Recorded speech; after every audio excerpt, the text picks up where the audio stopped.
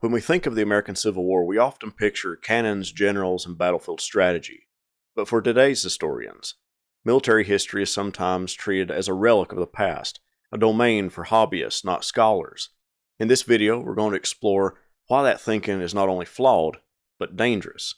Let's dive into Gary Gallagher and Kathryn Shively Meier's powerful essay, Coming to Terms with Civil War Military History.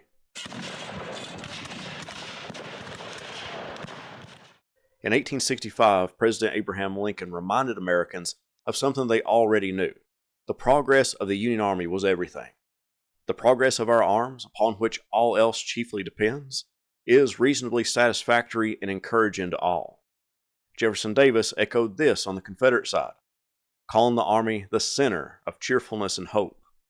Back then, everyone knew military affairs were the heart of the war. Yet modern scholars often look elsewhere, toward politics, race, gender, or culture. Gallagher and Meier argue that while these expansions are valuable, the pendulum has swung too far. We've begun to forget what the war generation knew instinctively. The Civil War was fought not by professional armies, but by citizen soldiers.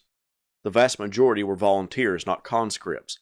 These soldiers were deeply connected to the home front, recruited locally, serving with neighbors, and carrying letters from home.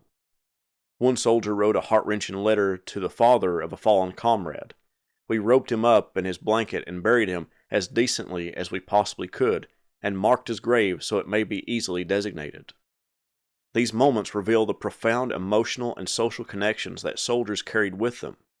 Gallagher and Meier emphasized that companies represented the most obvious link between the military front and the home front. So why has academic interest drifted away from this foundational story? One reason is the perception that military history is drums and bugles storytelling, great men and great battles, told by amateurs. But as the authors point out, this view created a paradox, allowing it to be dismissed as too geared toward a popular audience, yet too technical and complex.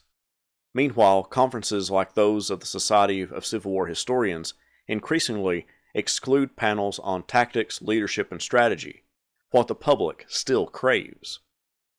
Another shift in Civil War scholarship is the focus on the dark turn, trauma, atrocities, and guerrilla warfare. These are important topics, but Gallagher and Meier warn we risk losing sight of the centrality of armies and military institutions to the narratives of the conflict. Guerrilla warfare, for example, was undoubtedly brutal, but it was not decisive.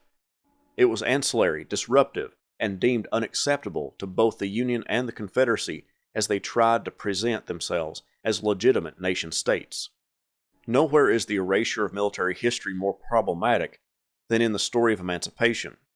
Yes, Lincoln's Emancipation Proclamation was revolutionary. Yes, enslaved people took heroic steps to free themselves. But the authors argue that only when U.S. armies drew near did enslaved people have the option of making a dash for freedom. Robert Gould Shaw wrote bluntly, "Wherever our army has been, there remain no slaves, and the proclamation will not set them free where we don't go." Victories and defeats shape civilian morale. Consider 1864.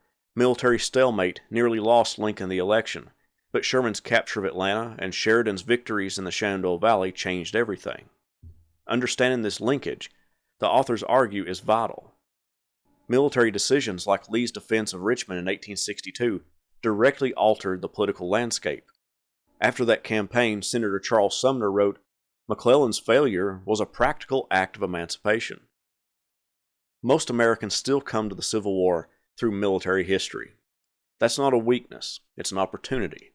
Gallagher and Meier urge historians to use military history in a way that enables us to comprehend not only why George B. McClellan retreated from Richmond, but also how that retreat shaped the political and social dimensions of two nations at war. So, what's the takeaway? It's time to reclaim military history, not as a return to narrow storytelling, but as a way to recover what Civil War Americans themselves believed was central. We must teach future historians how armies were structured, why tactics mattered, and how battles shaped lives, not just deaths. As Lincoln said at Gettysburg, the deeds of citizen soldiers must never be forgotten. Gallagher and Meier's message is clear. If we abandon military history, we abandon the very core of how Americans lived, fought, and remembered the Civil War. I'm Dr. Lucas Wilder. This is History Gone Wilder, and I'll see you next time.